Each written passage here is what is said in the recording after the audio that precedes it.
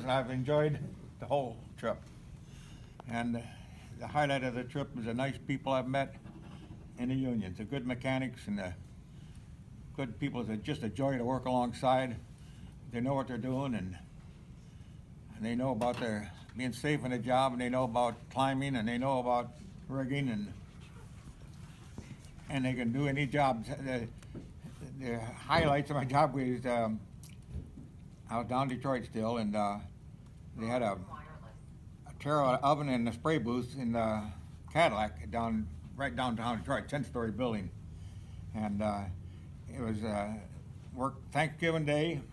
I was working in another shop, and they had 1,000 sheet metal workers over there, working Thursday, Friday, Saturday, Sunday, 24 hours a day, and the amount of work done in that time.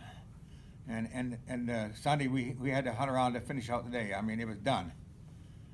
And they had rumors going around they was going to buy us a turkey dinner because we're missing our turkey dinner. And by God, they did. They went down the 8th floor and they had a restaurant there, and they had soup to nuts. They had a little cup of nuts on there and a bowl of soup, and and everybody appreciated that. I mean, you're working your ass off, and they all worked their ass off, and they got the job punched right out. And it was a lot of work. Tear it out and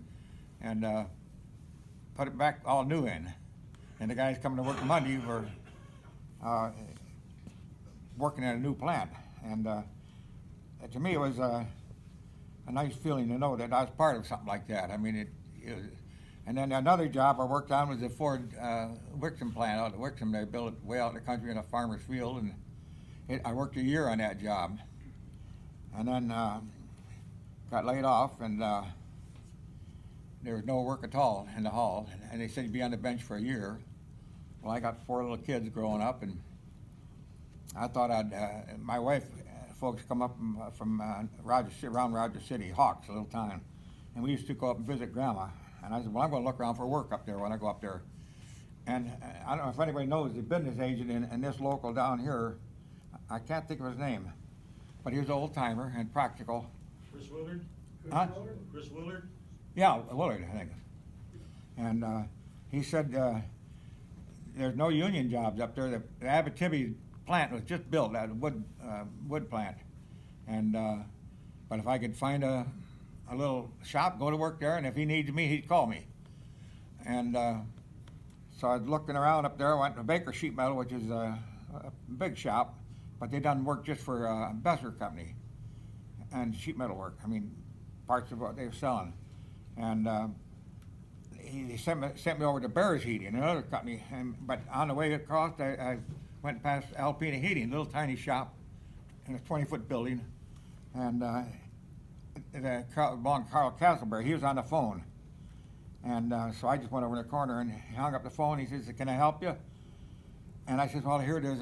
My mouth runs by itself. I said, here there's a crying demand for sheet metal workers here. And he said, well, that phone call when you come in, that was my sheet metal worker. He's got a job sailing the boats, and he wanted to go to work right that damn minute. And I said, well, I'm up here with my 4 kids there in school. I said, I'll be back there Monday. And he didn't like that, but that's all right. So back Monday, and he was just doing, his main work was burners on old coal gravity furnaces. What the hell? Augers? Torrid heat. Just a burner set in there. Tore the grates out and put the burner in there.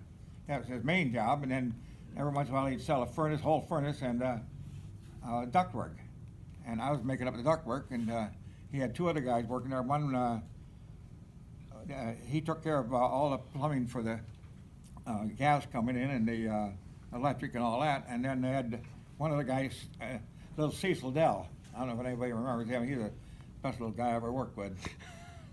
He was one of the guys, nothing to stop him. But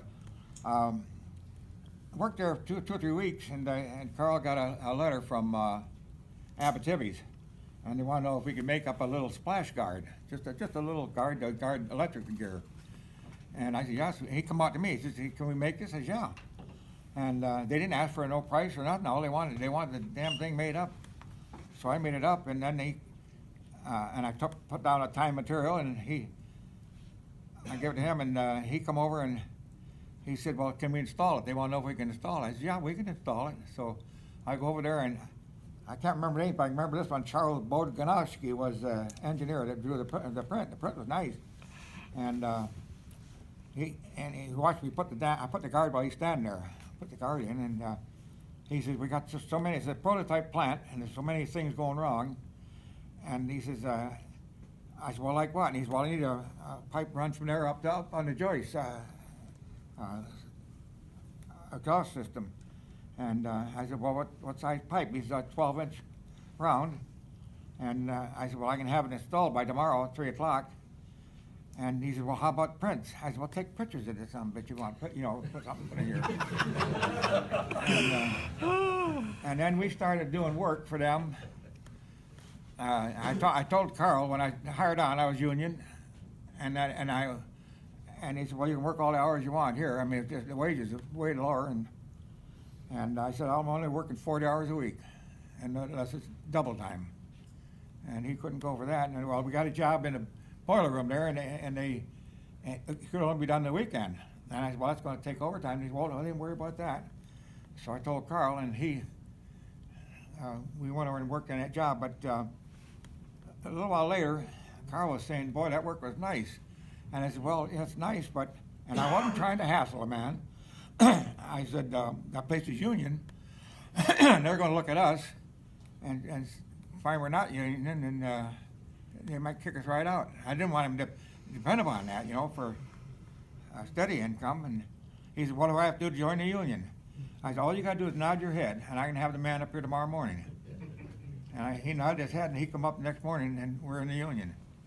So I got a union job in Alpena, living up north, and just high on the hog, And we done work in Abitibi's, we done work in the cement plant, we done work in Bessers and all the industrial work, and we done all the sheet metal work in the high school, a great big job, lots of sheet metal, and we worked over Charlevoix and worked in different parts up north there, and he started driving a Cadillac and going down Florida in the winter, and so I don't think anybody got hurt in that at all.